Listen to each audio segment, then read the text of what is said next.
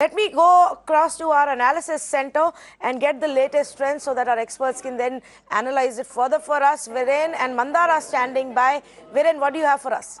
Well, hi Tanvi, thanks for tossing it over. I'm joined by our senior news editor Mandar Phanse here at the analysis desk to try and bring our viewers a little bit of perspective behind all the numbers that we're seeing. And I've just thrown up on the screens for the benefit of our viewers the difference between the maps just purely in terms of color between 2014 here, the 2014 elections in Maharashtra and 2019.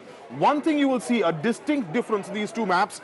There was a smattering of blue in 2014, and if we move closer to now to 2019, you see that smattering has become a far more bigger and more pronounced performance from the NCP. Mandar, this is the NCP in many ways regaining their own turf in Western Maharashtra. Yeah, absolutely. I mean, this is sheer power because if you see, there were lots of challenges when it comes to the beginning of the campaign, when it started, especially at the backdrop of too much of swarming of the tall leadership from within the NCP. NCP was completely deserted virtually by most of the leaders within NCP itself. So all those leaders were kind of being boasted around by the BJP that they are going to get more seats. But the fact remains that in the Western Maharashtra bastion, if we see, Pawar has virtually regained his power. He is a good wrestler. He has proved again that he is a good political wrestler, and he has virtually gained the whole power. The whole Western Maharashtra, be it Kolhapur district, Sangli district, Satara district, or for that matter Solapur district, and importantly Pune district, because Pune district having 25 seats. So that's a big chunk, and that's where Pawar has shown his power and his existence, that he still remains equally formidable as far as the opposition is concerned. He has given a strong message to his opponents that he can do wonders, not just in Western Maharashtra, but if you go to the north of Maharashtra, where if you see last time, he has also started regaining the whole power at and around Nasik.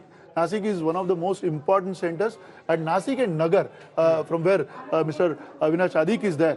So obviously these are the areas which are considered as the sugar wealthy areas, and not just sugar barons are there. Even in Nasik this time around, there were issues. The issues especially related to the onion, the pricing of onion and the banning of the export. On the onset of the campaigning itself, the onion export was banned, and there was a lot of resentment among the farmers and the traders across Nasik area. This is that belt which is showing that onion farmers' resentment. Apart from that particular issue, again the South Maharashtra, where especially what we call as Western Maharashtra, this is actually a South Maharashtra, but that Western Maharashtra politics, which is revolving around actual sugar and cooperatives. But not just that, this time around, the resentment of the people, the anger of the people in Western Maharashtra was about that flood in especially Sangli and Kolhapur district. Virtually those two districts were under the water, and that's where the relief measures were not taken properly by the government, and that's how the Kolhapur and Sangli people have given complete sweep towards NCP, and they have just kept aside Shiv Sena and BJP. Okay, and one more quick point that I'd just want to draw Mandar on is this, that we saw a lot of large-scale defections from the NCP, from the Congress party, senior leaders, including the leader of opposition, who switched over to the BJP, became a minister in the government. And if you look at the result of that, for an area that the chief minister hails from, and I'm going to show our viewers Vidarbha here, which is to this end of this map. Mandar, we see in 2014, this was largely saffron. Yeah. But if we move to 2019, that saffron suddenly reduces quite a bit. And this is the area that the BJP was thinking that they would pretty much walk away with.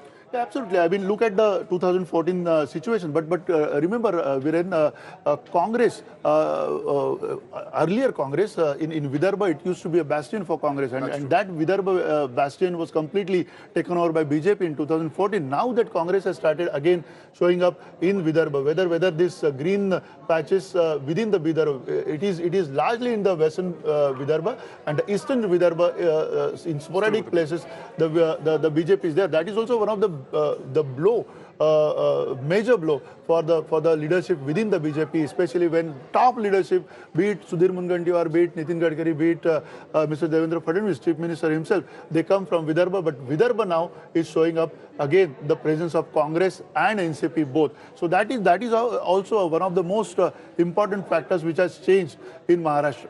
Well, certainly the changing map of Maharashtra elections. And the final thought I'd leave you with from here, the analysis center, I'd say is this, that it's not just a downer for the BJP Shiv Sena compared to 2014, but it's also a downer as compared to the Lok Sabha elections this year, where the alliance of the NCP and Congress was rather ravaged. It's back to you, Tanvi. Yes, well, the numbers are definitely interesting, and thanks for those insights. We'll, of course, keep coming back to you, Viren, along with Mandar and Aarti, who've been getting us those deep insights into what's happening in both Maharashtra and in Haryana.